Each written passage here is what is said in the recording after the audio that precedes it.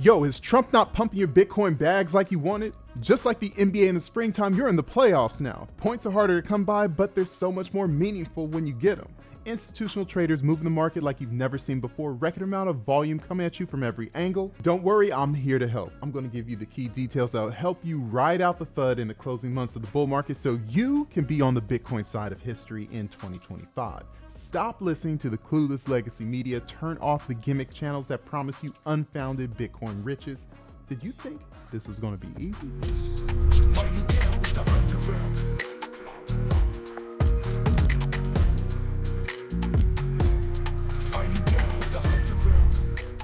It's Sir Ulrich, and are you down with the underground? Now, I don't say this lightly when I'm absolutely convinced that Bitcoin once again is going to prove the doubters wrong, but let's get one thing clear. Just because I don't lie to your face with an absurd exchange rate doesn't mean I'm a doubter of Bitcoin. You want to see doubters? Just check the betting sites like Polymarket and Kalshi. The public don't even think 125K is going to happen this year. So remember this, Bitcoin gets higher lows because of rational conviction from regular people like you and me. So when you present that conviction to the right newcomer and over some time they see you were right about everything you said, they're gonna want what you have.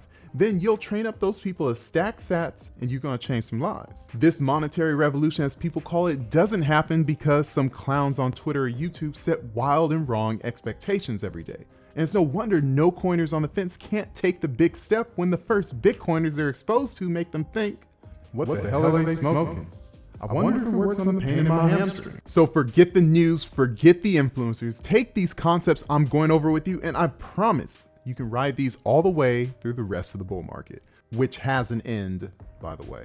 The Crypto Reserve Act and the Strategic Bitcoin Reserve. Now, I bet most of you are rolling your eyes, but this is important. The sell the news market reaction can only happen once, and several days later you can see the insignificance of that roller coaster ride. Look, there's no denying it. The USA is already validating cryptocurrencies as a value opportunity, whether through a means of control or a long-term value preservation. No matter what the legacy media says, the government has voiced this intent. I should say I'm by no means a crypto expert. I'm not going to give you a lecture on blockchain or meme coins or any of that. A, I don't know, and B, I don't care.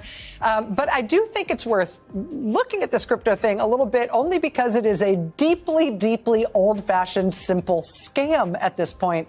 The idea of hype in cryptocurrency is that people should buy in soon, right? Get in on the ground floor while it's cheap because it's about to go way up in value because there's so much interest in it. You get in on the ground floor now, you'll make a bundle. It's the whole hype. It's the whole scam. The White House just posted this video tonight of Donald Trump signing an executive order establishing a digital Fort Knox, as someone says to the president off camera. Trump apparently signing this executive order, creating what they're describing as a federal government cryptocurrency reserve. And I'll tell you now and forever that Bitcoin doesn't need government intervention for it to prosper. And actually many smaller governments and businesses just like you regulars need Bitcoin to circumvent unfair and politicized monetary networks like SWIFT and BRICS. Bitcoin fixes this. But if we're strictly focused on bull market momentum, Donald Trump announcing a crypto reserve, even though it's a basket of affinity scam tokens, it means Bitcoin is something the USA wants. So if they want it, what are you waiting on?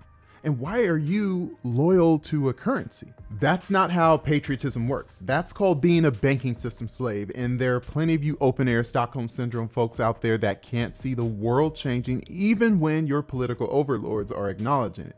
The only right answer to this is stacking sats and learning about why Bitcoin is the best money we've ever seen. Global M2 is on the rise, and we know central banks can only do two things: print money and print money really fast. After a short period of contracting in 2022, the amount of new money from all corners of the globe valued in dollars is at a record high.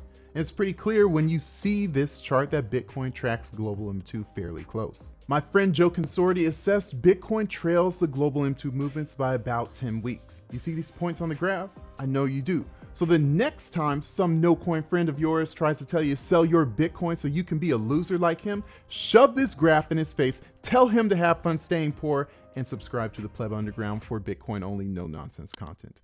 Thank you for helping our channel grow. And on a side note, this chart is a tough one for me because it really hurts everyday individuals who don't have a clue what's happening to their salary and wages. And I hear people my age and younger in the hallways at work talking about how they want to buy a house or save for their kids' college tuition, and they can't. And they, of course, ignore the Bitcoin guy, so it's partially their fault. But they're kept numb to central banks by the legacy media mime virus, and there's no fixing it for most. But you aren't. You know that Bitcoin has no top because fiat has no bottom. The people that refuse Bitcoin accept their gradual demise and will forever regret that choice. Now, this is going to be a fun one. Try to keep up, okay? The Volatility Adjusted Power Law Index, the VPLI, is a metric designed to assess Bitcoin's over and undervaluation relative to the current expected value as derived from the power law model. And this index was developed by Sina at 21st Capital. He's a longtime friend of mine, a brilliant analyst whose popularity is growing as fast as Bitcoin. Instead of using market depth data to assess the maturity of the Bitcoin market, 21st Capital uses volatility. And this is because, one, we don't have the transaction records of debt exchanges to give an accurate output. And two, volatility is a very close correlation to a market's maturity. The older the market, the less the movement, and vice versa. And we can see that evolution clearly with Bitcoin. And here's some additional context. Some people don't like this model in particular because it doesn't promise that many of you are going to become instant millionaires. But it is clear Bitcoin's volatility is reducing over time. With reduced volatility comes more constrained upward movement. It's just the facts of life. That doesn't mean that Bitcoin won't appreciate. It's just going to be breaking fewer necks on the way up. So recognize that VPLI is not the power law. It identifies a relative trend of what they call fair valuation with consideration of diminishing volatility. Remember, the power law is an output of the projected fair value of Bitcoin. And you don't have to consider this the gospel truth, but there is no denying Sina and company have discovered a trend that Bitcoin is more than welcome to break. And if it does break it, great. We can discover more ways to break down how people are discovering their need for Bitcoin.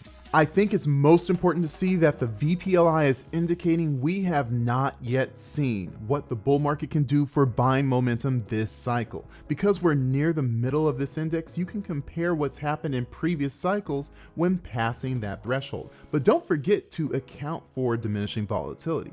Don't give way to foolish hopium if this cycle's events matter to you. Days after the halving, and let's just get this squared away. Satoshi's Bitcoin issuance strategy, you know how Bitcoin gets into the world, it's pure genius. Rewards the people who protect the network, the mining, and then reduces the block rewards every 4 years, the built-in scarcity. And as participants join the network, the rewards become more reliant on transaction fees. As participants leave the network, you have a greater chance of discovering new blocks. The mining becomes more difficult as more miners join, decreasing the likelihood of earning the block. That's the difficulty adjustment, thereby making Bitcoin mining truly an arbitrage on excess energy. That is, if you have it. The halving supply shock on the market is always felt because there is an untold number of people that have determined, without a state telling them one way or another, that this is the money of the future. There's no freer market than this. If you're not a communist, this should give you comfort. Now here's where it gets good. The halving supply shock seems to be reliably felt most between 367 and 548 days after the halving. With the last halving taking place April 19, 2024, you could find that historic top market sweet spot between April 21, 2025 and October 19, 2025. Do you remember my video back in November with my own projection of the market top? That was a fun video to make, and I was extremely fixated on that September 2025 month. Well, just for your information, September 1st is exactly 500 days after the halving for you numerologists out there. When coupled with the events scheduled that month as described in that video last year, it seems like an intriguing time to be a Bitcoiner, to say the least. Guys, don't let anyone or anything scare you out of seeing this time frame through to completion. It is critical. I'll admit, watching Bitcoin over the last 6 months, it's very clear to me that this asset is still controlled by traders. It's a lot of deep pockets that can move the market cap with ease. But I'll say that ability is dwindling, and it's because of people like you. Savers, hodlers, real Bitcoiners are the ones driving the Bitcoin price up after Wall Street closes and on the weekends. And many of you out there have no other goals but buying Bitcoin. No family, no children, just stacking sats. And that's cool, no hate from me. But there are others that are a little wary of such a dangerous looking asset because of their obligations to be a reliable provider. And I get it. But if you heard nothing, hear this. Ignoring Bitcoin is an intelligence shortcoming indicator. Choosing to delay your start to dollar cost average is lazy and irresponsible. And choosing to fade Bitcoin after watching the Pleb Underground is outright foolishness. Learn from others' mistakes, not your own. Now check this video out.